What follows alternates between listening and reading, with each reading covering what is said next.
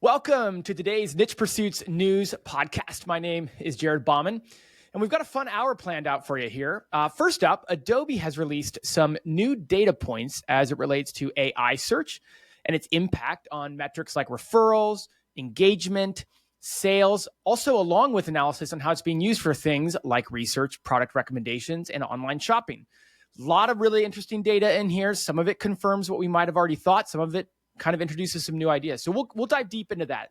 Of course, we'll also be checking in the March core update that was released about a week ago. So we have some various perspectives that we can share. And then we'll close out the news by talking through several new AI models that have been released recently. Of course, some updates on our side hustles and weird niches.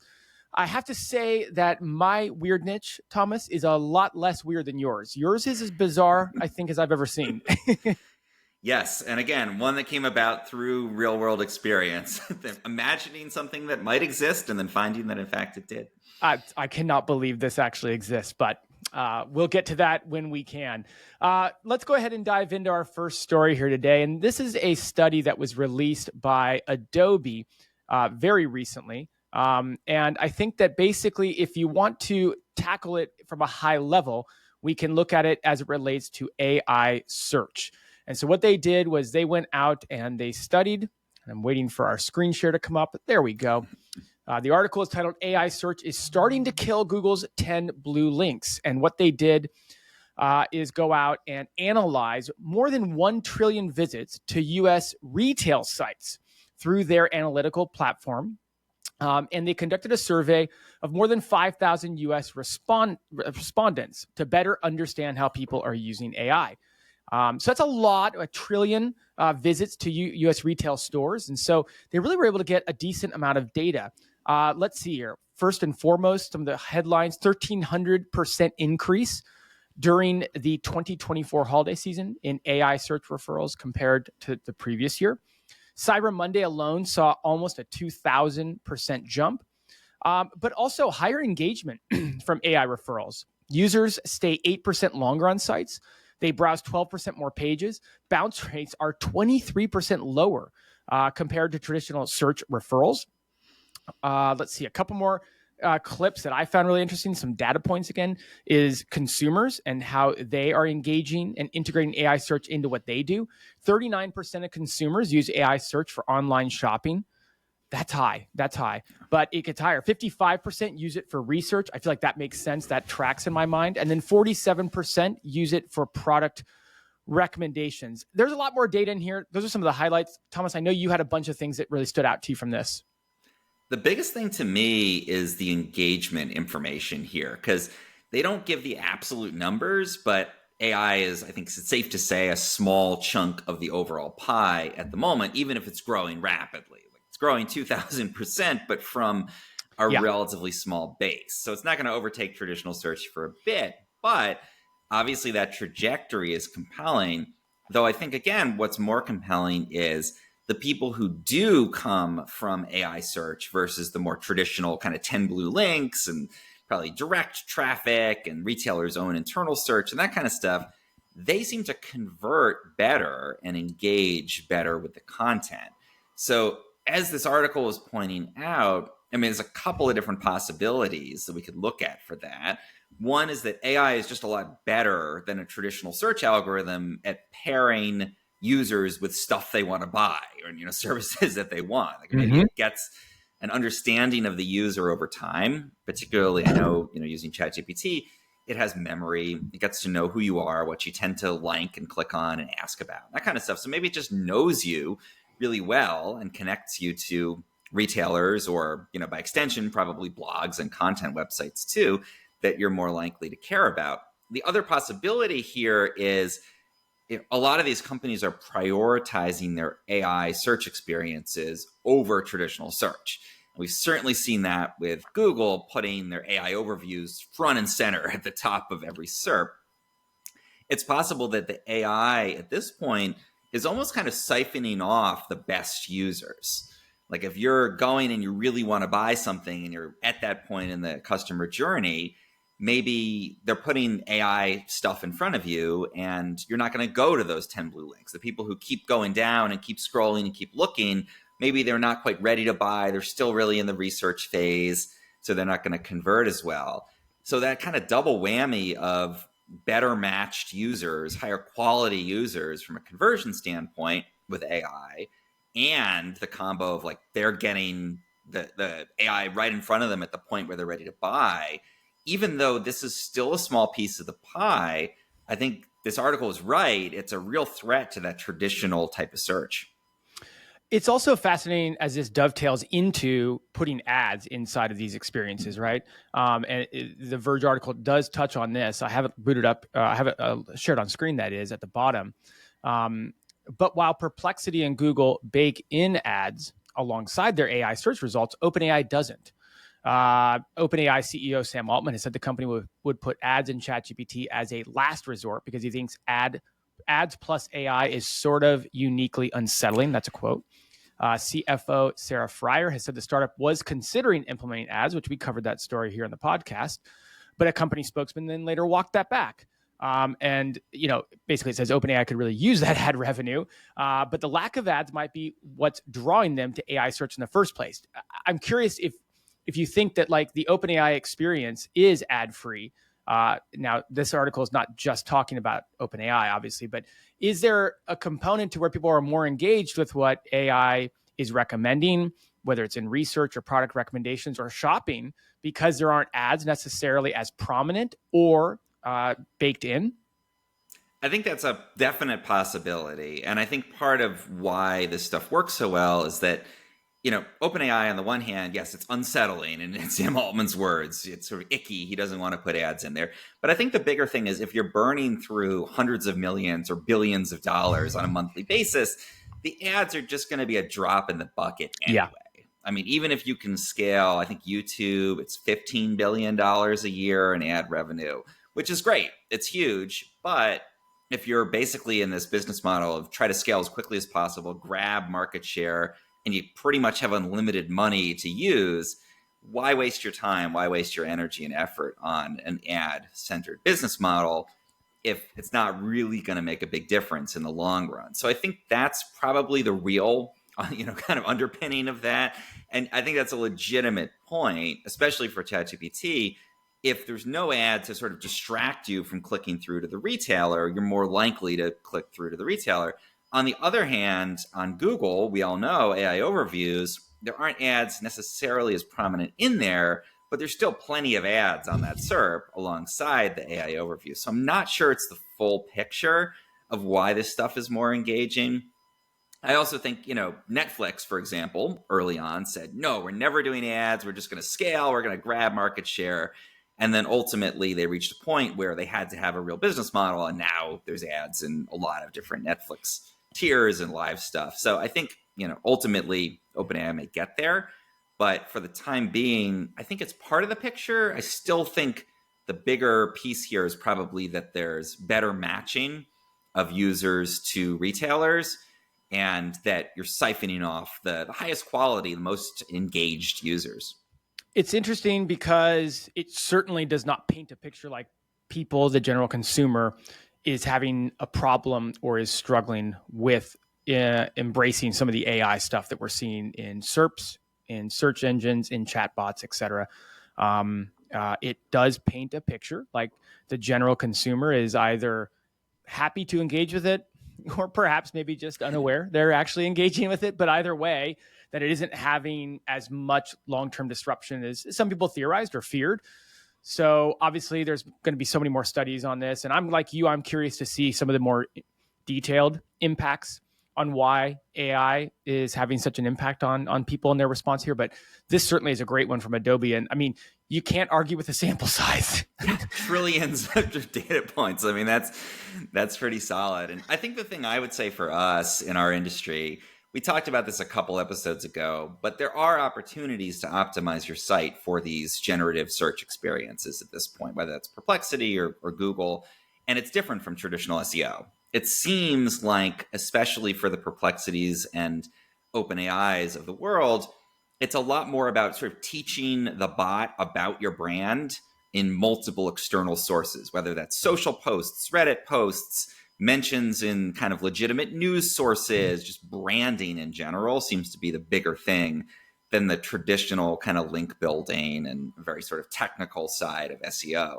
So I think now is the time to lay that groundwork for our own sites, to do those kind of big digital PR campaigns, getting our names out there, building the social channels, getting the brand established. This is the time to do it, because if the search is, this sort of AI search is bringing the best users, the most engaged users, we all need to be in these things. And that's going to, we're kind of at a ground floor right now. Yeah. It's the time to really do it before this market gets saturated. Well, we'll keep following along as these sorts of studies come out. But there you have a study that's based a lot on shopping data and consumer data from the end of 2024. A trillion results went into that one, so it's certainly significant. Let's move on. Let's talk about something that might hit a little closer to home, or might be more certainly have a bigger impact, perhaps, on some of the people that are listening here. And that's Google's March 2025 core update. Now that did launch Thursday of a week ago. So as you're hearing this, about 8 days ago, maybe a little longer, depending on when you tune into the podcast. So it's been live for about a week now. Most updates traditionally will go about 2 weeks, although we've seen core updates extend to 4 weeks, and we even had one last year that went longer than that. I think 5.5 weeks. But if you're expecting this to be like a normal one, we're about halfway in. And so here's an update from Barry Schwartz, as he said here, basically, I was expecting to see a lot of volatility by now. And while we are seeing some sites report volatility, it does not feel as widespread or heated as a normal core update yet. And he goes on to say, yet is the key word, because while normally we see core updates hit hard within the first few days of the announcement, it's not always the case that we see that. Sometimes it takes longer, or maybe it started this weekend. He says here, as some have noted, and what he said here in the next line, which is, I think, what you and I were theorizing, and of course, you and Spencer commented on a couple weeks ago. Barry says this. Plus, as we said prior, many believe that this core update started earlier because we all saw a lot of Google volatility prior to the announcement. And then this was almost confirmed here. Let me share this story. And this is another article by Barry Schwartz that was released today. At time of recording. And this is basically saying and citing the fact that the volatility, according to Google, was not related to the core update. And so you kind of get these kind of conflicting little theories here. But the idea that we have coming in front of us is that Google has said, no, that could have been a smaller update. It could have been some part of what we're doing on a normal basis, but it wasn't actually the core update. The core update didn't actually start until the day that we announced it. And so Glenn Gabe was reporting on that and kind of went back and forth with Google. So Glenn added this while sharing about that volatility. I said that Google could have updated a system or several before the core update rolled out. Seems like that could be the case. Just a reminder, Google has always explained that they could push smaller core updates. It was in their documentation for a while and then was somewhat mentioned and alluded to in their announcement of this core update. So TLDR, core update launched last week. It comes on the back of a lot of volatility over the last couple of weeks that a lot of people have commented on, including yourself, Thomas, Spencer. We've talked about the volatility that a lot are seeing. Since the core update was launched, though, 8+ days ago, there hasn't been a lot of volatility since then. Will it still come in terms of the last week or longer of this core update, or did we actually see most of the movement in some of the releases before the core update started? I think it's, probably the case at this point for our community that no huge drops are like good news. So that's the first thing I would say. Basically smooth sailing is fine. What I have seen personally is subtler but still significant shifts. So I'm seeing still the trend I reported at the beginning of the update, and going back into the beginning of the month, news content, original news content still seems to be getting a bump in Google results. And I wonder if you don't have that content on your site, if you're just basically not seeing a lot of impact from this update. Because I've seen that. I've seen others comment that their news content has been getting a lift. And so I wonder if it's just specific to these very kind of, just very kind of highly targeted chunks of websites. And if you have that, then great, you're doing well. But if you don't, you're probably not getting hurt by the update as much. I do think there has been a lot of volatility prior to the update coming out, and Google, I mean, where do you draw the line around a core update, right? Like they could say, oh yeah, this isn't the core update. It's just this other, large update that happened right before the core update. It kind of depends on where you want to draw the line and what you want to call a core update and don't want to. So I think Glenn is completely right there in saying that, yeah, okay, maybe this isn't technically the core update that caused that volatility, but it could be a more impactful for our community anyway, smaller update that Google didn't disclose. It could be a system that they were tweaking, some testing, and they're not going to say explicitly, yeah, that was part of the core update. But we all kind of know that a lot of the time this stuff feeds into the bigger changes we see. Have you seen any movement, though? I'm curious if you've seen any. No, I haven't. I wanted to check a lot of accounts this morning before we got on, and I didn't have time to do that. But I did check some that represented a variety of different types of websites that we manage or that we run, and haven't seen much volatility, no. And I think it does go back to some of the things we talked about last week, which is that Google strongly hinted the fact that they were trying to find ways in this core update, but broadly speaking in 2025, to reward creators. And that term is it's used pretty broadly in terms of what a creator looks like. But I think that there's a strong case to be made that in Google's eyes, content creators fall under that banner. Certainly we saw that the people that they invited to their web summit back in 2024 really was comprised of content creators, online publishers, people that kind of do a lot of what we do. That was what was invited. We all felt like that was who they were speaking to in that sentence that was in the announcement of the core update. No one that I've seen has reported any sort of big upticks in the content creation community yet. So I guess I would say that I am, while you're right, no news is kind of good news, and no big drops is probably better. It's not having big drops is great. I still am hopeful that we might see a second half of this core update with some improvements for content creators that are rewarded, and we can start to learn and see what that looks like. I would really urge people to try the news angle or the piece there, because again, I have seen a lift on that. I just don't think enough people are doing it in our community that we would necessarily see the big impact. And I'd be curious to hear from folks if you do have a news component to your site, or you're in that kind of like local news or newsletter type of space. Let us know in the comments on this episode, because I'm curious to reach out to the people who are doing that side of the content creation space. That's what I've seen. I haven't seen any change across client websites, across my other websites that aren't, sort of in that kind of news and original content area, which again, I'll take no changes any day after the HCU and last March's core update. Like if this is the bottom and then we start to grow even in the second half of this update or later this year or whatever, that's fine. But again, I still have seen substantial positive movement in the news space, and I've heard from some others sort of anecdotally. So let us know in the comments. I'd love to hear. We'll jump in and chime in and share feedback on that. If you're not doing that, I think it is a good thing to consider, because again, I've seen movement there, and I suspect that kind of content that is genuinely original is the kind of stuff they're working on trying to reward more. Just for all the reasons we talked about last week. It's a differentiator. It's something that AI can't do very well. So that's where I'm looking at in terms of where I expect this update to land at this point.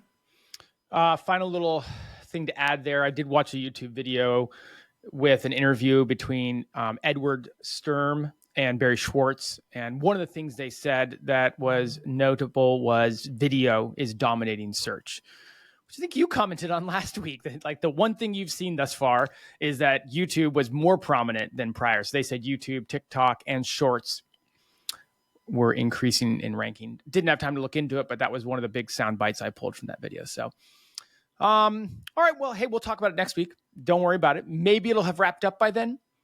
Maybe not. Who knows? Do we have a 2-week core update? Do we have a 4-week core update? Do we have one of those spicy 6-week core updates? I don't know. We'll have to see. But we'll be here reporting it the whole way through. So got a couple other news items to get to, but I have a breaking news story to share for the first time in podcast history that I've been hosting. I just spilled my coffee all over myself. So, oh no. I'm kind of surprised I've gotten through this many interviews without doing that. All computer equipment is safe. It's just dripping onto my hardwood floor. We'll have to take care of that later. There you have it. All right. I'm sorry to hear that. I hope it was iced coffee. It's not iced coffee. Oh, no. And I'm sorry for the cleanup I have, but I'm also sorry that I have no more coffee left to drink on the podcast. So, oh well. Such is life. It's bound to happen when you need 250 to 300 of these. Okay, hey, let's talk about a couple new AI models that have come out. Now, this is not breaking news in terms of this week. Some of these came out a week or 2, 3 weeks ago, but we haven't had time to cover them. Figured it was a good day to address them. And again, we're going to try to talk about them from the lens of like, how do we keep up with all these new AI models? When do we as content creators and as online publishers, when do we update to the next one? When do we just kind of keep riding them out? When do we not really worry about it? So that's certainly the lens I always try to look at these from. But here is a new model that has been released from Claude, and that is Claude 3.7 Sonnet and Claude Code. It's always a mouthful. 3.7 Sonnet is their new model. And I won't read off all of it. I'll turn over to you, Thomas, as our AI expert. But I will say that I've heard a lot of people having a lot of success coding with Sonnet. I was talking with Tony Hill, a friend of the podcast, and he's been using it and having great results with coding with it. So it's interesting. They kind of highlight that in terms of, yes, 3.7, but also Claude Code. Thoughts on this new model from them? The thing I'm seeing with 3.7 and GPT 4.5, which I know we're going to get to also, is that these are models that are really geared towards creativity. And I think that's interesting because the sort of playbook before with these big AI models was just make them bigger and bigger and bigger, right? So like every new one was going to be first 100 billion parameters, then it was 1 trillion parameters, and it took years to train, and it cost 10 million, then it cost 100 million. It was just like, okay, let's make it bigger and bigger and bigger. And that worked for a while. And I think that got us through, for example, GPT 4.0 is just bigger and bigger and bigger. Then we started to see this move towards reasoning, right? Don't make the model bigger, but make it think for longer. Give it time to sort of mull over the results, slower responses, but more reasoning. We saw this shift with DeepSeek towards distillation, make the model smaller, but cheaper and faster. And I think this kind of framework of just build them bigger and bigger and bigger is kind of run its course. And we're starting to see these companies go in different directions. And that's sort of the background that I look at when I look at the release of 3.7 from Claude for Anthropic and also GPT 4.5. And I know with 4.5, Sam Altman literally said when it came out, like basically prepare to be disappointed if you think this is going to be some new frontier model that kind of changes everything. He literally said it won't crush benchmarks. It's huge. It's expensive. Like it's not going to be the GPT-5 or, the sort of groundbreaking thing. What they're doing instead with 4.5 and with 3.7 from Anthropic with Claude is really tweaking these to be better at creativity, better at working with humans, better at understanding humans. And what we see there is this big jump in a lot of these kind of areas where it's like creative writing. Claude is really good at writing blog posts that are engaging and actually readable. I've noticed with 4.5, it's really good at helping, for example, to brainstorm YouTube video ideas. So I'll feed it like a list of top performing YouTube videos from my channel and say, help me brainstorm more of these. And it'll do a really good job of that. Not, like groundbreaking changes in terms of the overall capabilities, but these models seem more tuned to the stuff that people actually want to use them for, and just more tuned towards understanding people, and therefore being better at writing stuff and coming up with ideas that people will find genuinely engaging and useful. I think it's interesting that you've touched on a number of the new models and done a great job at segmenting them. And I mean, here's a nice chart that I pulled up. I remember seeing it in the article, and I have it up here in front of me because it reminded, what you're talking about reminded me of this chart. For those of you who can't see, because you're listening, it's a chart where They have Claude 3.7, 3.5 compared up against OpenAI o1, o3 Mini, DeepSeek, Grok 3, and they look at it on a number of different types of use cases. Could you walk us through this in terms of the percentages and from a high level, what it's trying to extrapolate as it relates to a lot of what you just talked about, which model you're using for what task? Yeah, I think the columns here to look at are the Claude Sonnet, which is, if you're looking at the screen, it's all the way on the left. And what you really want to be comparing this to is the OpenAI o3 Mini, which is the most powerful model that OpenAI has at the moment. It's smaller, it's faster, but it's the one that they've trained in the traditional sort of, it's a reasoning model that's trained to basically excel at benchmarks. And so if you look at things like graduate level reasoning, OpenAI o3 Mini does better. It's almost 80% on the tests that they're looking at. With Claude Sonnet, without the thinking, it's only at 68%. With it, it's at 78% to 84%, but really it's not going to do quite as well out of the box as o3 Mini, and certainly it's going to cost a lot less and take longer. On some of these other metrics like math problem solving, 97.9% on OpenAI o3 Mini. Claude Sonnet out of the box, only 82%. So on the sort of traditional ways that companies compete with each other to evaluate their models, it looks like Claude 3.7 is a worse model than OpenAI o3 Mini. But when you start to turn to things like multilingual Q&A, when you look at things that are more about following instructions and more about kind of like working with people, I guess is the best way I could say. Yeah. It's going to do better than the other model. So like multilingual Q&A, kind of the back and forth, the chatbot kind of stuff, understanding instructions, that kind of thing, it's doing a lot better. So I think of OpenAI o3 Mini as, if you want to hand it a very complex set of math problems to evaluate how well the model can do and show off, great, it's going to do better. o3 Mini is going to do better. It's trained for that. It's more powerful on those kind of fundamental tasks. But if you want to evaluate it based on how do you actually use these models, you use them to write a blog post, you use them to ask questions, you use them to write some sales page landing copy or an email for your newsletter or whatever. The new models like 3.7 and 4.5, which isn't directly evaluated here, are going to do better for that. And so I think we're seeing exactly what Sam promised, which is this is not going to crush benchmarks. It's not setting a new standard in what AI models can do on tests for models. But for real world applications, like what marketers would actually use this for, what web creators would use this for, it's going to do a better job. I think that's where these companies are focusing their efforts now.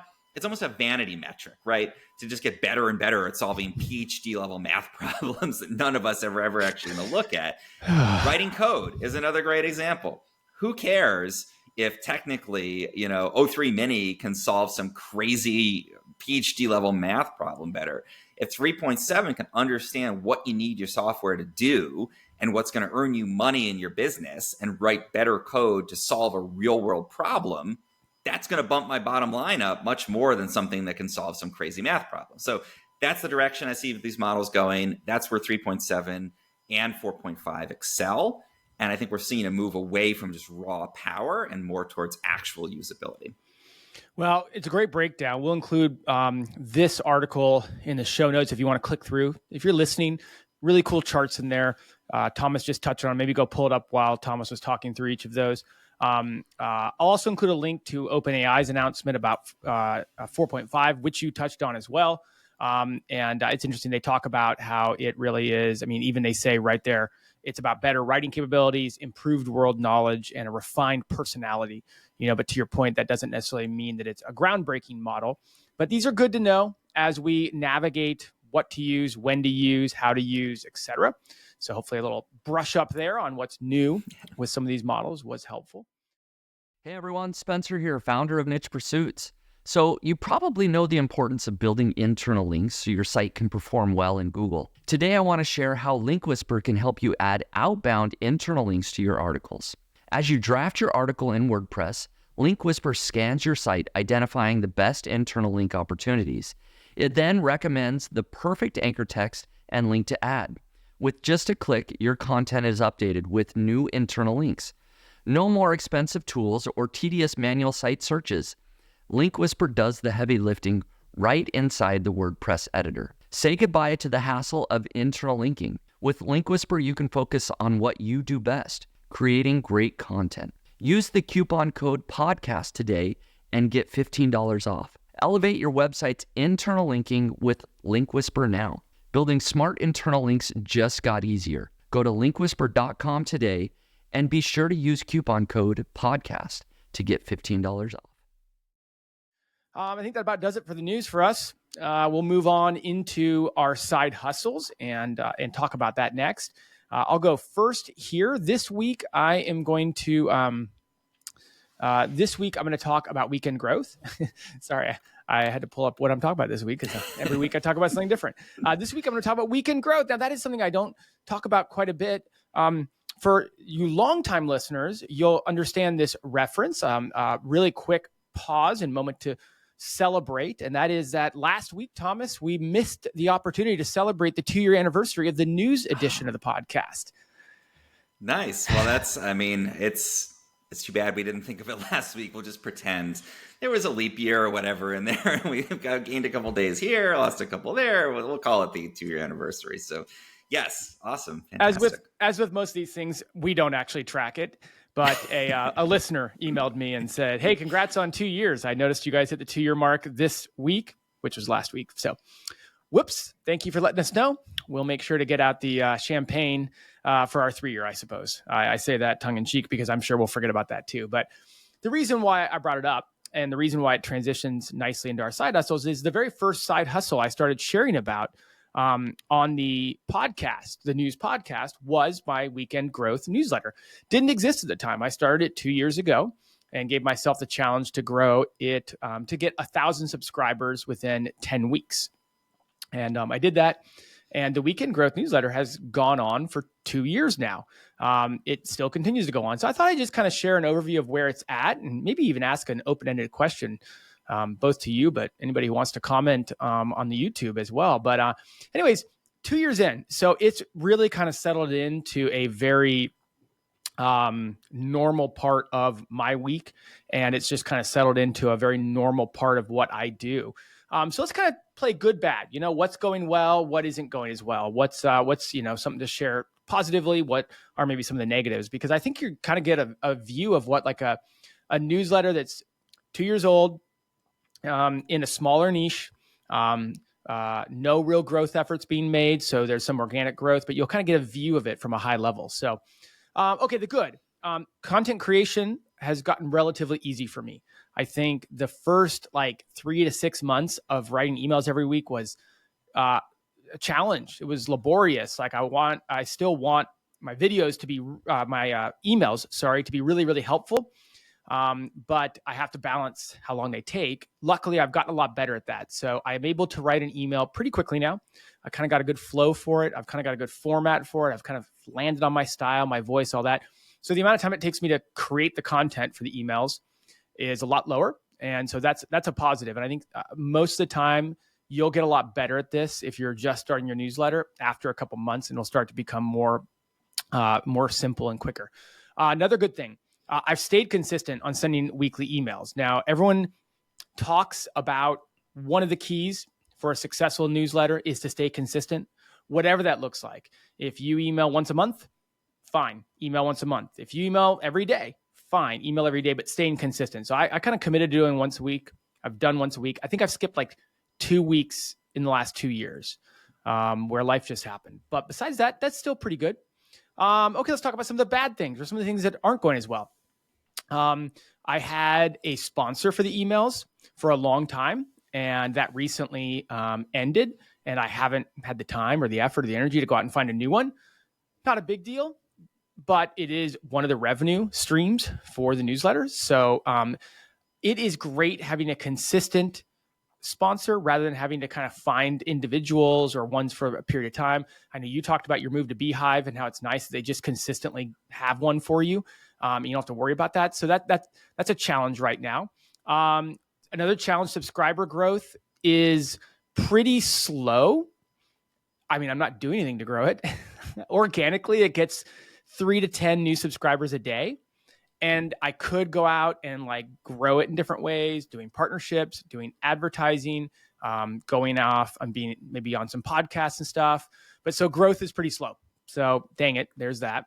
Let's go back a couple other good things. So I just shared some of the challenges. I lost a sponsor, but affiliate earnings are actually doing very well. And they're growing as we do get more subscribers and as I find, better things that work better with what I'm talking about. So that's been a nice channel of growth. And as I shared a month or two ago, I'm now monetized on Mediavine Journey, not the email, but the subsequent website. And that's the crazy thing is I just started putting all of the emails onto the website, or at least the ones that I thought were applicable. And lo and behold, 2 years later, I got enough traffic consistently that I get ads on it. Now, it's not a huge revenue stream, but it is nice. So,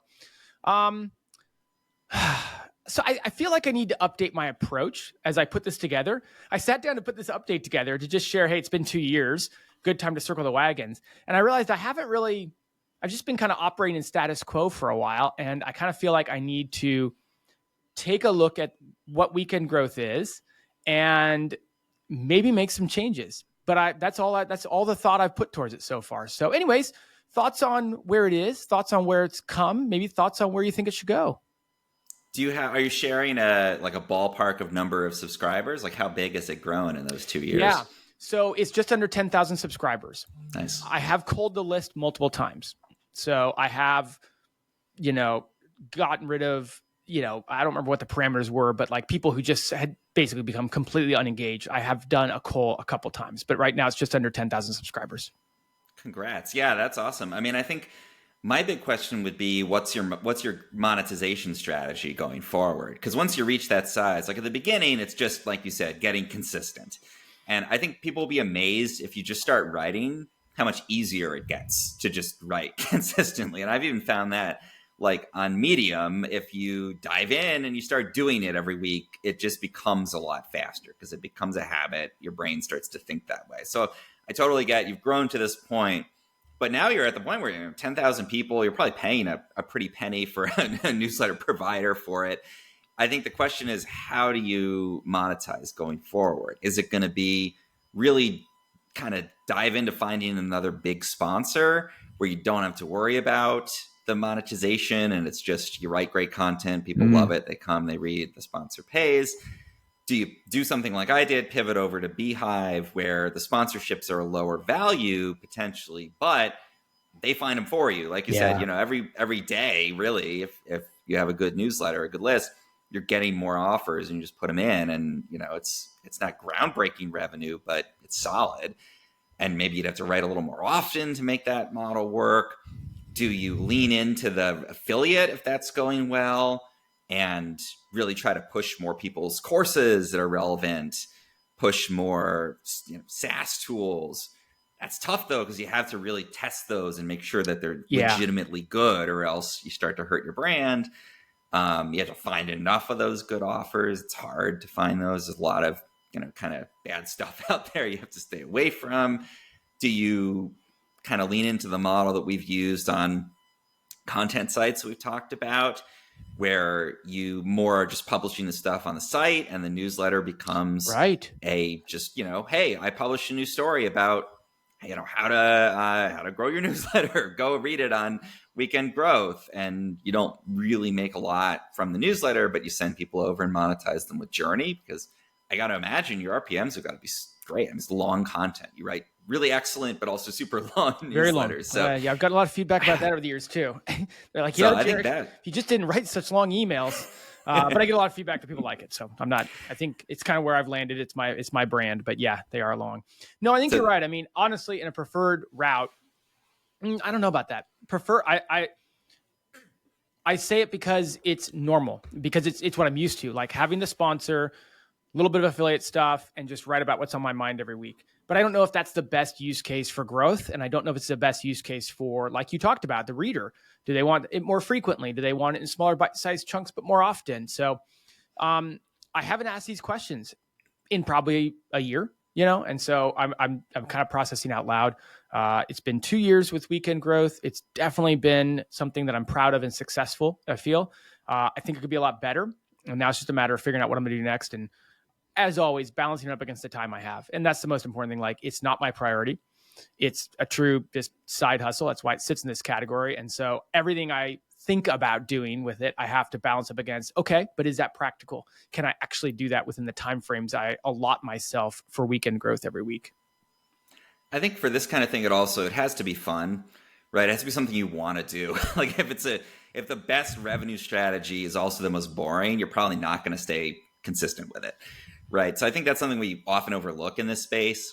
We try to optimize so much that we choose a path that's not actually fun, and then we just can't sustain it over the long term. So if what you want to do is write, 2,000 word stories once a week, and that's enjoyable, then maybe that's finding like a sponsor or finding a revenue model consistent with that, rather than saying, okay, maybe optimal is I write daily short updates, news stuff, I link out to my site. But if you don't like it, then you're not going to stay consistent. So that would be my second piece, is like, okay, what's the monetization strategy? But what's the strategy, since this is a side hustle, that you're going to like for the long term? Well, then I've instantly ruled out emailing every day, because I would not like that. Just that pressure alone. I don't think I could handle it. Once a week sometimes feels like a lot, but that's good. It's good. You're a newsletter guy, so I figured I'd take the opportunity while you're on hosting today to chat through it with you. So. And that's a perfect transition, actually, to my side hustle, which is, it's a newsletter week this week. So I'm going to share an update on one of my newsletters. And this one is daily or more than once a day in some cases. You are just I'll like the amount of things you're able to do in a single day blows my mind, which underlies what we're about to talk about here. I'm here complaining about, I don't know, once a week, I don't know. And you're like, okay, let's get into my newsletter, which I email every day and sometimes more than once. Well, take it away. Well, thank you. Yeah. So this is 925 News. I shared this, I actually shared again that I started this. I shared this on the podcast when I first launched it, which was really last year. It's a very locale-specific newsletter within my bigger Bay Area Telegraph website. Bay Area Telegraph is sort of my main site. It's a Bay Area, San Francisco Bay Area travel and news website. But I had this realization after you had the Naptown Scoop on the interview portion of the podcast, which is, again, a fantastic interview. You should go back and listen to that if you haven't. And the owner there was talking about creating a very regional newsletter, and that was an easier way to grow. Right. And so I realized the Bay Area was too big for me to cover in one newsletter. So I honed in on this very specific region, the 925, which is an area code. It's about 900,000 people. So it's still a fairly large geographic area. There's a big audience I can address. It's a very lucrative, very rich audience to find a point on it. And so I wanted to really hone in on this specific region and cover it in a lot more detail. So I launched this newsletter not even a year ago, tailored to that specific region. I started with one email per day. It is local news. So it's stuff happening in the community, restaurant openings, crime reports, just stuff that would be relevant to local people. It's all original reporting. So I'm basically going out there in the community and actually covering this stuff. And the goal here is to send people to the Bay Area Telegraph website, which is monetized on Mediafine. So the newsletter itself is not sponsored. It's not earning directly. It's purely a way to make people aware of the newest stories and get them over to the site where it's monetized. So I started this off. It is now at 3,435 subscribers. Okay. So smaller than yours, but a little bit less time to grow. The best thing about it, I would say, is that it is an incredibly engaged audience. Mm-hmm. So I've basically erred on the side of building the highest quality newsletter that I can over faster growth, where I might have to go out and find people that aren't as engaged.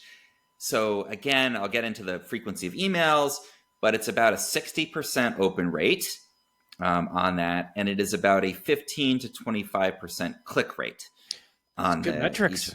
Yeah. So super solid. Like on a B2B email, I would be happy with a 3 to 4% click rate. On this, 20% is fairly common. If it's a really interesting news story on a given day, then it's going to be, higher, 25 or more. So it's yielding at this point about 25,000 clicks per month to the website. And the biggest thing I've played with over time is the frequency of emails. So at this point, I'm doing 1 to 2 per day. There is a core email in the morning that is basically whatever the news stories that I've covered for the last day. So if it's a new restaurant open, I went there, I took pictures, I reviewed it. That's the lead story in the morning. Things that have come out over the last week end up lower in the message, but they're still in there. So if you miss a day, there's going to be stories from the rest of the week that kind of get added back into that. The top stories get recycled in there. I'll bring back older content that's evergreen and relevant. But fundamentally, the morning email is a couple of kind of news stories each day. The midday email, which I've experimented with, is typically an older story that I'm bringing back. So maybe it's a seasonal story from last year. It's a restaurant that opened 6 months ago, but you may have missed the review, et cetera. And I'm sending a second email. Or it's a broader Bay Area story that's not specific to this region. And that's the second one. That one usually has about a 10% click rate. It's a bit lower than the overall. I tried doing an evening edition too, doing 3 emails per day. And I saw an immediate increase in unsubscribes and people literally writing in and being like, I love your newsletter, but I don't want to get it 3 times a day. Oh, okay. Okay. So I got really clear feedback from the audience on that. But that's where I'm at right now. So about 20,000. If I was consistent about the second email each day, which I'm not, I could probably be closer to 35,000 clicks per month directly from this. RPMs are great from email. These are all people who come back pretty much every day. Most of them click on more than one story. So RPMs have been super solid. But that's where I'm at. I mean, at 20,000 to 25,000 visits to your site per month, I mean, that's got to be giving you, I don't know, $1,000 a month in ad revenue. Yeah, it's just about that. I'd say that's about right. Yeah. If you said the RPMs are pretty good, I mean, how hard is it to send emails out every day? Like, that's the pain that I feel when I hear you say 2 times a day. I think the best thing that I've done with this is to automate the creation of the actual newsletter and you itself. have talked about that in previous episodes. You're right. I remember that now. Yeah, so that helps a lot with this kind of newsletter. So the stories are all, stuff that I write. So I'll go out and, again, it'll be like a restaurant. I'll go and review a restaurant. I'll photograph something that's happening, some kind of community event. I'll write up a story. These aren't long stories for the most part. They're 500 to 1,000 words. Some, if there's just a really, quick, like this event is happening, it might be as few as 150 or 200 words. It's largely about the photos and just the original reporting. So writing the stories is the big thing. And that's where most of the traffic still comes from. Yeah, the newsletter is a piece of the site's overall traffic, but the overall traffic on the site is closer to 200 to 300,000 visits per month. So it's a chunk, but it's growing. But the overall thing is those stories that I publish. To create the newsletter, though, it's a tie into the RSS feed for the site. So when I write a new story each morning at 6 a.m., it pulls in all the new stories. It drops them into a template. I swap out the lower kind of like the stories that are from earlier in the week periodically. But fundamentally, all I have to do is go into Kit, which is where I have this, load up that draft in the morning, maybe write an intro to it, drop a couple photos in, write the headline, and hit send. So it's great because that automation makes it possible to do a story a day, and it really only adds about probably 15 minutes to my daily routine. Yeah, so 15 minutes, making an extra $1,000 a month, growing a list, adding more value. Compelling. Congratulations. When did you say you started that again? I'd have to go back and look. I think it's been a little under a year that I've been running this specific one. Yeah. Very good. Yeah. It'd be interesting to see what you did or see what it would do if you ran paid ads to it. Totally get that's a whole nother, another thing to do, another can of worms to tackle, but that would be interesting as well. So, all right. Well, it was a newsletter heavy week for us on our side hustles. We've still got a few minutes left. Stick around. As I teased at the outset, I don't know if I've seen a more bizarre, weird niche than Thomas's, but I go first. I'll go first to try to keep people around here. And that's what the agenda says. So my weird niche is frankly speaking, not all that weird in the weird category, but I wanted to highlight it for a couple of reasons. My weird niche today is walletburst.com.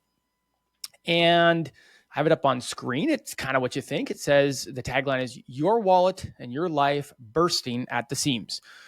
Tools and articles to help you balance living in the present, and save for the future. And what I like about this is that when I landed on this site, I thought it was a classic niche site, if you will, a classic content site where it's got articles and it's being monetized with display ads and maybe some affiliate revenue. However, and it does have that, by the way, if you're wondering, it's got a big section in the menu that says articles. It's got a lower third footer sticky ad. It's got a big banner ad in the homepage. But what happens when you go over to Ahrefs and look at it, you kind of see a very different picture. And it's a picture of what I've been talking about the past little bit. And that's as it relates to building tools, building calculators. And so it's a DR34, nothing special. It only ranks for 2,200 keywords. But when I look at the keywords that it ranks for, and I got logged out. Hold on, let me get logged back in while I talk about it here. When I look at the keywords that it ranks for, and I'll share this on screen, it's all tools. If you go back to the homepage of the website, you'll see that they feature all sorts of different FIRE calculators. And FIRE is an acronym for Financially Independent Retire Early. It is a huge subculture. There's entire communities dedicated to FIRE. And what they do is they rank really high for these different calculators that they've built. And so it's really interesting because here you have a website that didn't build an individual calculator. They built a collection of calculators all related to each other. And then they built them all around this concept of FIRE, right? And so they built a website that talks about the broader niche of what they're ranking their calculators for. So here you can see that they're getting an estimated 10,000 traffic per month, organic traffic per month to Coast FIRE calculator. And then they also have a subdomain, and they have that's interesting. And then they have an actual FIRE calculator. They have a barista FIRE calculator. They have a fat FIRE calculator. They have other calculators like hybrid versus gas savings, Tesla savings, savings rate, cash on cash return. They have a portfolio rebalancing calculator. So they basically made a website all about calculators around a central theme. And then if you go over here to the keywords they rank for, you can see they rank number one for many of these calculators. And finally, here's what I find interesting. You would think that the FIRE calculator, which we see here on the screen, is a keyword, which gets 6,100 search volume per month. You'd think that would be the big one, right? That's the parent calculator keyword here, right? But Coast FIRE calculator, which Coast FIRE is kind of it feels to me like a sub of the overall FIRE movement, that gets 10,000 a month. And they rank number one for that versus number 8 for the broader FIRE calculator term. So, it's not getting a ton of traffic. It's nothing that is, going to blow you out of the water.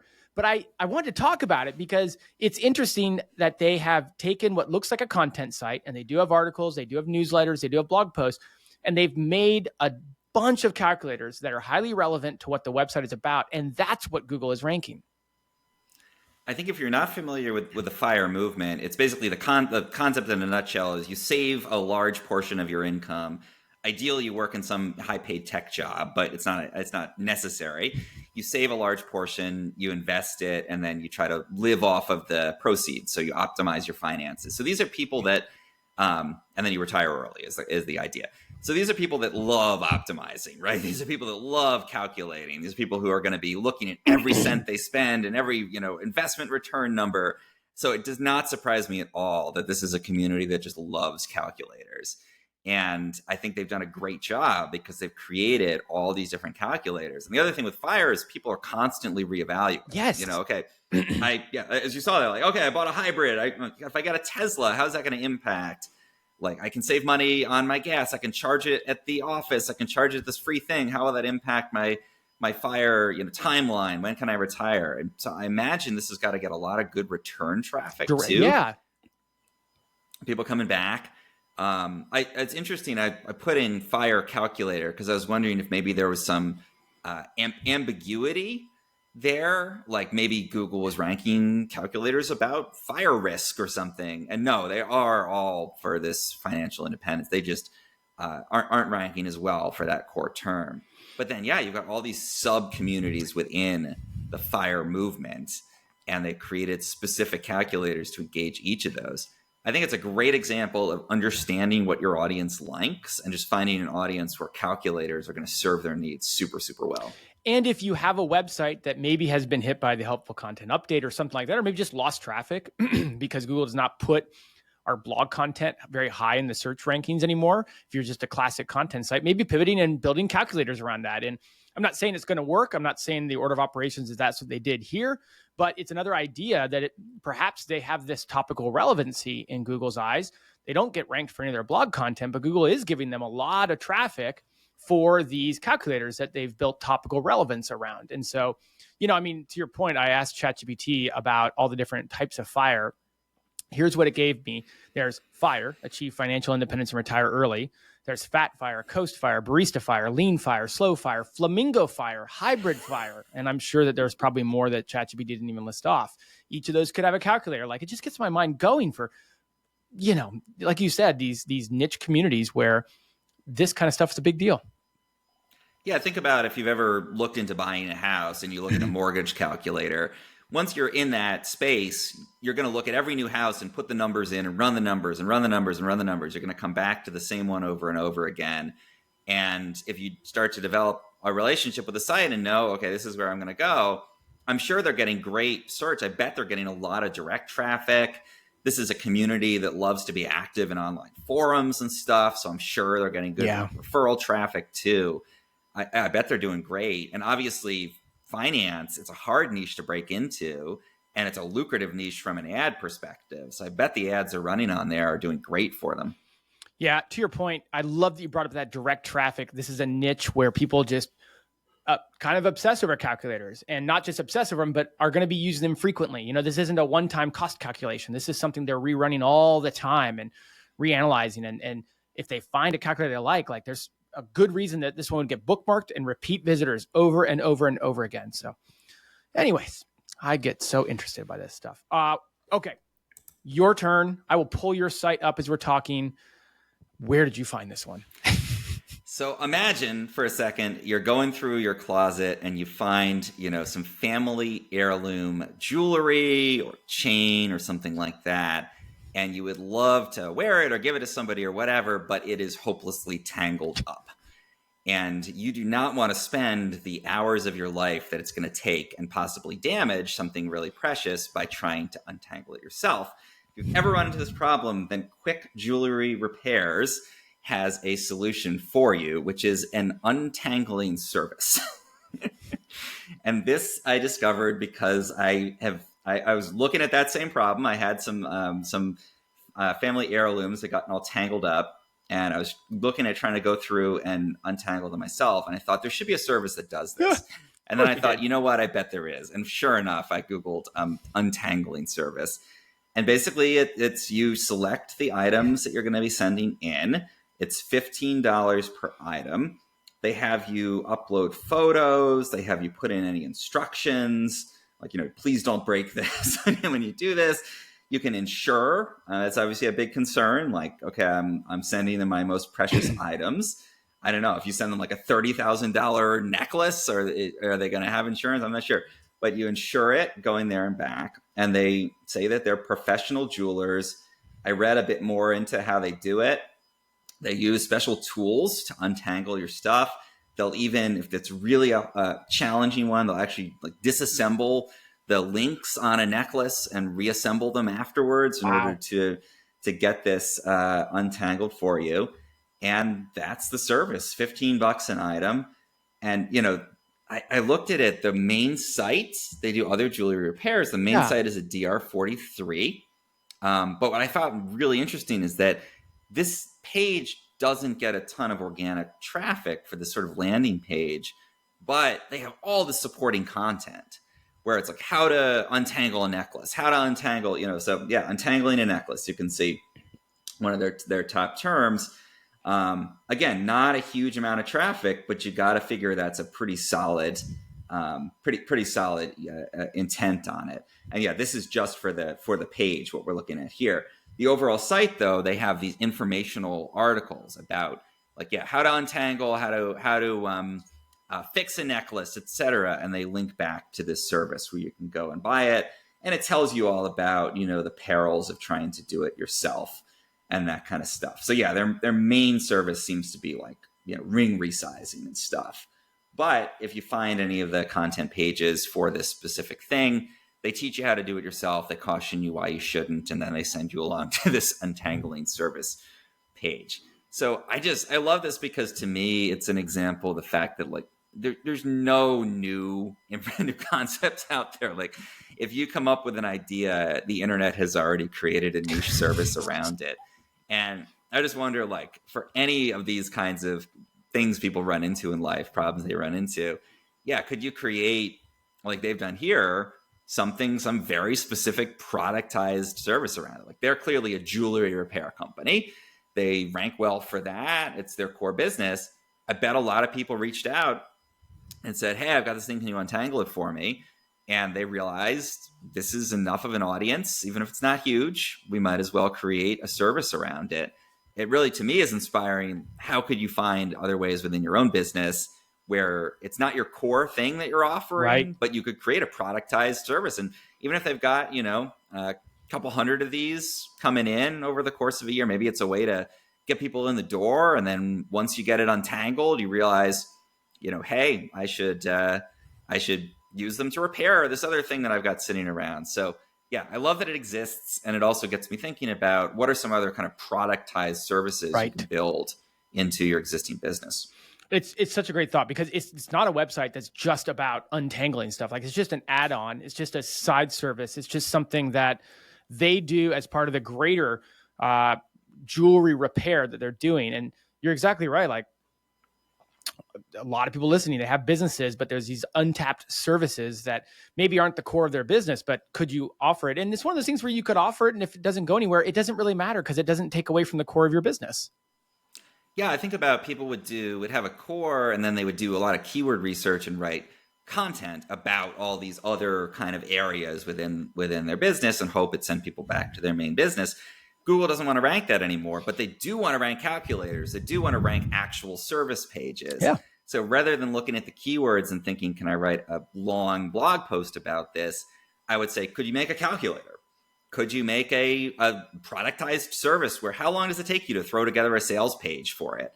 With a simple checkout and a one-off price and some upsells and stuff, and build that onto the core business. So instead of looking at keywords and content, maybe we should be looking at things like calculators, services, that kind of stuff. Well, that is that week flew by, the week of the news here, the podcast. Thank you, everybody, for listening. I'm excited to continue talking in the weeks to come about topics like the core update and topics that we've been touching on week in, week out.